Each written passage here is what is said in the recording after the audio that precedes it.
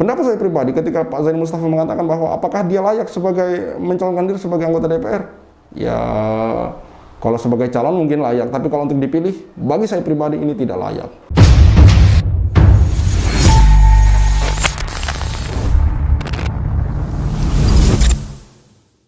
Bismillahirrahmanirrahim. Assalamualaikum warahmatullahi wabarakatuh. Kembali lagi bersama saya Al Walid. Sidang kedua Unmoney untuk kasus Paytren ya teman-teman. 14 karyawan Paytren. Lagi-lagi Yusuf Mansur, pengacara ataupun yang mewakili itu sama sekali tidak menghadiri persidangan. Ini kelihatan betul ya kalau pihak Paytren Yusuf Mansur ini tidak taat hukum, tidak patuh hukum teman-teman. Ini sangat mengecewakan sekali karena betul-betul Pak Zaini Mustafa dan kawan-kawan ini harus ekstra energi untuk menyelesaikan masalah ini. Baik, saya akan flashback sebentar. Di tahun 2022 itu pemberitaan mengenai 14 karyawan Paytren yang mengajukan gugatan itu sangat santer diberitakan oleh media massa teman-teman. Dan hari ini terus istilah saya itu terdowngrade ya, ibaratnya media itu sudah tidak melirik lagi dan saya merasa bahwa 14 karyawan Paytren ini sendirian teman-teman. Alhamdulillahnya masih ada Pak Darso, masih ada Jia TV, masih ada Pak Zaini Mustafa yang terus meng-up berita ini teman-teman. Selasa 31 Mei 2022, judul beritanya itu, Paytren tunggak gaji 616 juta, 14 karyawan ajukan gugatan. Sebanyak 14 ex karyawan PT Feritra Sentosa Internasional menggugat Yusuf Mansur ke Disnaker Kota Bandung atas perkara menunggak gaji karyawan hingga 616 juta. Kuasa hukum 14 ex karyawan Paytren Zaini Mustafa menyebut gugatan diajukan Disnaker Kota Bandung ketika perusahaan Yusuf Mansur itu tak membayar hak karyawan yang terjadi selama 2 tahun ke belakang. Kalau ditarik hingga hari ini itu sudah kurang lebih 4 tahun teman-teman. Karyawan ini tidak digaji oleh Yusuf Mansur yang katanya paham tentang agama gitu. Namun dia tidak mempraktekannya teman-teman. Dia hanya berkuar-kuar kepada orang lain, namun dia sendiri tidak mempraktekannya teman-teman. Kemudian setelah ditangani oleh Zaini Mustafa, sebelumnya saya bacakan juga berita di sini ada Jumat 8 April 2022, Yusuf Mansur kembali digugat belasan ex karyawan Paytren di meja pengadilan karena hal ini. Silakan nanti teman-teman riset sendiri, di searching sendiri di Google itu banyak.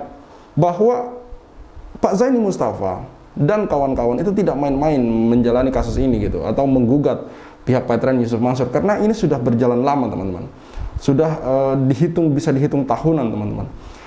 Dan sebelum Pak Zaini Mustafa turun tangan mewakili 14 karyawan ini, itu sebenarnya mereka sudah 2 tahun tidak digaji teman-teman. Baik, setelah Pak Zaini Mustafa kemudian turun mewakili 14 karyawan ini sebagai pengacara, kemudian dimediasi oleh Disnaker Bandung, itu pihak Paytren mengakui itu teman-teman. Nanti saya tampilkan juga portal beritanya. Mengakui itu dan kemudian disepakatilah sebuah kesepakatan bahwa pihak Paytren Yusuf Mansur ini, kenapa saya selalu mengatakan Paytren Yusuf Mansur? Karena Paytren ini sangat erat kaitannya dengan Yusuf Mansur.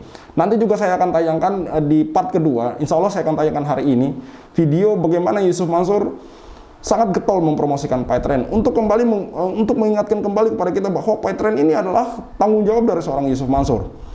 Oke. Setelah kemudian ditangani oleh Disnaker Bandung, kemudian Paytren mengakui bahwa memang mereka belum membayar gaji dari karyawan ini. Akhirnya disepakatilah bahwa Disnaker Bandung akan membayar nominal yang tadi saya sebutkan 600-an juta. Itu pun dicicil teman-teman. Dicicil itu pun karyawan ini kemudian dengan legowo menerima itu. Tapi saya sudah sanksi dari awal. Ada konten saya di bulan Februari, saya upload itu.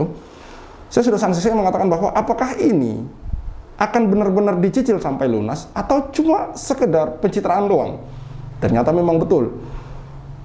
Di tanggal 5 Februari itu Paytren kemudian memang benar-benar membayar cicilan pertama, 70 juta, kurang lebih 70 juta. Lantas kemudian sampai hari ini hanya 70 juta itu saja yang dibayar teman-teman. Dan ini saya anggap ini seperti metode dari seorang Yusuf Mansur untuk kemudian seolah-olah memperlambat atau menunda-nunda hak dari orang-orang ini untuk dikembalikan. Lama-lama kan orang jenuh. Ini alhamdulillahnya masih ada Pak Darso, masih ada Pak Zaini Mustafa yang alhamdulillah sampai hari ini masih istiqomah berjuang di jalan ini teman-teman. Hingga akhirnya orang-orang ini, para karyawan ini masih ada yang menemani mereka. Mereka tidak sendiri. Saya yakin kemungkinan besar kalau ini tidak ada Pak Zaini, Pak Darso, dan yang lain-lain yang support kasus ini untuk terus berjalan, kemungkinan besar kasus ini akan menggantung dan kemudian hilang dengan sendirinya. Dan akhirnya nasib dari orang-orang ini itu tidak jelas. Bahkan mereka tidak akan mendapatkan haknya kembali, teman-teman. Baik, kita simak wawancara Jia TV atau Mas Aji dengan Pak Zaini Mustafa. Ini belum lama ya, ini 1 hari atau 2 hari yang lalu, di mana di dalam sidang seperti yang saya katakan di awal video tadi, bahwa lagi-lagi pihak Yusuf Mansur, Paitren ataupun yang mewakili itu sama sekali tidak hadir di persidangan An Maning. Ini yang kedua. Yang pertama mereka tidak datang, yang kedua ini juga mereka tidak datang. Benar-benar sangat tidak mengindahkan hukum di negeri ini, teman-teman. Hari ini tanggal 24 Oktober 2023 di Pengadilan Negeri Kota Bandung, yang merupakan jadwal sidang An Maning yang kedua, Pak ya? Iya, betul. Yang kedua. Mantan Kaleng Paitren. Bagaimana jalan sidang hari ini, Pak? Jadi sebagaimana biasanya bahwa pengurus daripada Paitren, kemudian kuasa hukum dan atau yang mewakili tidak ada juga. Sampai dengan hari ini kami tunggu sampai dengan lewat jam 1 itu tidak ada. Tadi kami sudah menghadap kepada petugas. Petugas mengatakan bahwa panggilan sudah dilayangkan, panggilan An Maning teguran itu sudah dilayangkan yang kedua ya. Untuk hari ini itu yang kedua. Tapi Paitren sendiri tidak mengutus kuasanya, juga tidak datang pengurusnya, begitu Mas Haji. Sidang yang pertama tidak hadir, yang kedua juga tidak hadir, Pak, dan tidak berikan alasan apapun ya, Pak ya? Tidak ada. Betul, 100% benar Mas Haji. Jadi yang pertama tanggal 10 juga tidak datang, kemudian tanggal 14 ini juga tidak datang Mas Haji. Ya. Dengan ketidakhadiran kuasa hukum dari Paitren ini, Pak, bagaimana proses selanjutnya, Pak? Tentu ada proses selanjutnya. Tadi mengatakan bahwa petugas karena itu panggilan sudah dilakukan 2 kali, dianggap layak, dianggap cukup dan sah sesuai dengan ketentuan hukum, tentu akan masuk proses berikutnya Mas Haji. Nanti kita kabarin Mas Haji proses berikutnya Mas Haji.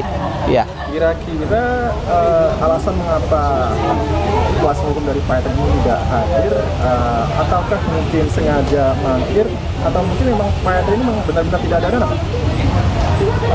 Bisa semuanya Mas Haji. Bisa sudah bangkrut beneran, ya kan?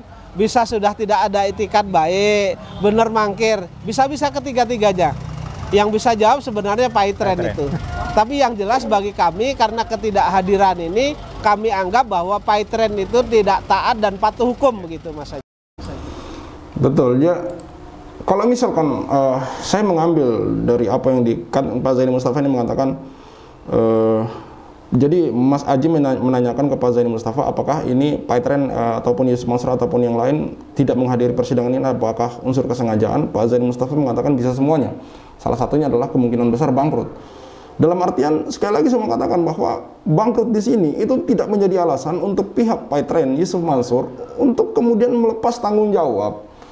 Bukankah orang-orang ini sudah meluangkan waktu, tenaga, pikiran untuk bekerja di Paitren gitu? Dengan perjanjian yang sudah ada tentunya, dengan perjanjian di mana mereka di situ bekerja digaji, teman-teman. Di mana hati nurani dan pikiran seorang Yusuf Mansur ketika melihat kejadian ini? Apakah memang benar-benar tidak mau bertanggung jawab gitu loh? Apakah memang benar-benar tidak mau bertanggung jawab? Kan sangat lucu dan sangat miris sekali ketika kita melihat video-video Yusuf Mansur yang bercerita tentang kemanusiaan, yang bercerita tentang keadilan, yang bercerita tentang bagaimana memenuhi hak seseorang, sementara ada perusahaan yang dijalankan oleh dia, yang diinisiasi oleh dia, yang didirikan oleh dia, yang benderanya dikibarkan oleh dia bernama Paitren, lalu kemudian karyawan-karyawan ini tidak dibayar. Sebenarnya kalau saya mau bercerita, teman-teman, lebih banyak lagi. Ada Ibu Aisyah yang ya Pak Zaini Mustafa ini tidak bisa mau ditanganin semua. Butuh waktu yang sangat lama, teman-teman. Belum lagi kemarin yang diwawancara oleh Pak Darso, seorang security yang tidak digaji. Sampai total gajinya itu sekitar 70 juta. Dan itu sudah mendapat surat dari Paitren bahwa memang dia belum digaji, teman-teman. Hanya saja uangnya itu belum ada, teman-teman. Belum diberikan kepada mereka. Bagaimana ceritanya seorang Yusuf Mansur yang berkuar-kuar mau membeli klub sepak bola, membeli ini, membeli itu, ini dan itu segala macam. Lalu kemudian uang kecil untuk gaji para karyawan mereka tidak gubris. Bagaimana seorang Yusuf Mansur yang kemudian mencalonkan diri sebagai anggota DPR dari Perindo, berjanji untuk mensejahterakan masyarakat melalui suara yang dia berikan ke parlemen nanti. Sementara secara pribadi gaji-gaji karyawan dia tidak peduli gitu, dia tidak perhatikan, datang di persidangan saja tidak gitu. Ini loh yang saya maksud, ini. Tidak sesuai dengan janjinya Yusuf Mansur.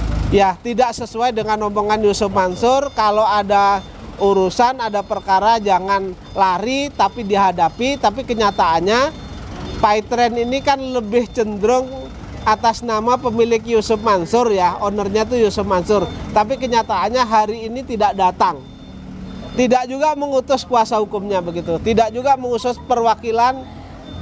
Tidak ada utusan sama sekali gitu. Pak Zaini sendiri seperti yang kita ketahui bersama juga pernah mengajukan ke UPTD pengawasan ketenaga kerjaan Kota Bandung, Pak. Itu bagaimana, Pak? Ya, besok akan kami cek. 2 minggu yang lalu kan sudah kami cek itu mereka hasil kerja ya, jadi hasil penanganannya itu akan memberikan memberikan jawaban secara tertulis lah begitu. Tapi sampai dengan hari ini tidak, makanya mudah-mudahan besok kami akan ngecek kembali dan kami minta jawaban secara tertulis kira-kira dengan surat saya itu apa yang sudah dilakukan oleh UPTD pengawasan di Snaker begitu Mas. Sehingga kami juga dengan hasil tertulis itu nanti juga bisa melakukan upaya hukum lebih lanjut begitu. Pak Zaini sudah berupaya untuk teman-teman kita 14 mantan talent PAITREN ini kan sudah berjalan hampir 2 tahun lebih, Pak. Iya. Sampai saat ini pun berakhir di Pengadilan Negeri Kota Bandung. Pihak mereka pun juga sengaja mangkir 2 kali sidang namun juga tidak hadir, Pak. Kesimpulan apa, Pak, yang Pak Zaini bisa sebutkan, Pak? Kesimpulannya karena ini kan sebenarnya sudah dibuat kesepakatan bersama, terus kemudian tidak dipenuhi, terus kemudian ini kami eksekusi juga mereka sudah di-unmanning 2 kali tidak datang. Ya kesimpulannya adalah orang atau badan yang tidak punya itikat baik. Jadi selalu berkoar-koar mengatakan bahwa ini kan lekat dengan diri Yusuf Mansur ya, lekat dengan diri Yusuf Mansur, karena itu Yusuf Mansur mengatakan bahwa seolah-olah Islami tapi tidak Islami menurut saya begitu.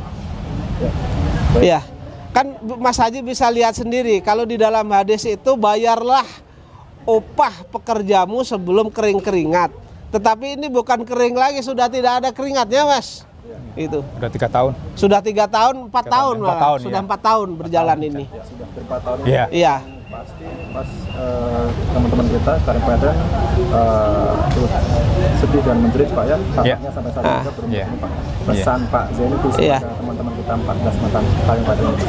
Sedikit saya sampaikan, apakah Yusuf Mansur ini kan mengatakan bahwa mereka orang yang amanah dan lain sebagainya, ternyata dipanggil oleh pengadilan sudah 2 kali ternyata tidak datang juga. Apakah hal yang seperti ini pengen kita jadikan anggota dewan yang duduk di Senayan? Kira-kira netizen bisa menilai sendiri apakah masih layak didudukkan sebagai legislator di Senayan atau tidak? Kalau bagi saya jawabannya tidak, tentu saja tidak. Bagaimana orang yang diundang di persidangan saja tidak datang, teman-teman.